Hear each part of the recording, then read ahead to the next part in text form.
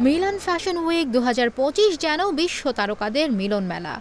Hollywood অভিনেত্রী Demi Moore থেকে শুরু করে বলিউডের আলিয়া ভাট, কানাডীয় তারকা এলিয়ট পেজ, উৎসবের প্রথম দিনে এমন নামী তারকাদের ছিল চোখ ধাঁধানো উপস্থিতি।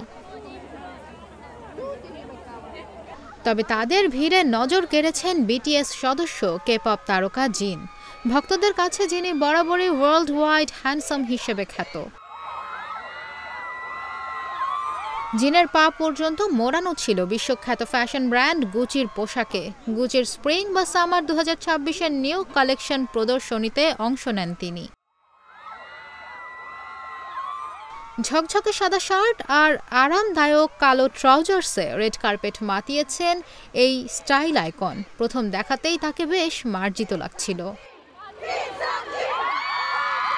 জিনকে দেখতে অনুষ্ঠান স্থলের বাইরে জড়ো হয়েছিল বিশাল ভক্ত শ্রেণী। জিনের নাম ধরে তারা উচ্ছ্বাস প্রকাশ করছিল।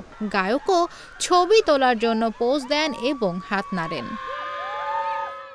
শুধু জিনই নন, বলিউডের আলিয়াও মিলান ফ্যাশন উইকে সবাইকে চমকে দিয়েছেন। কালো পশমের কোট পরে স্পটলাইটে এসেছিলেন তিনি।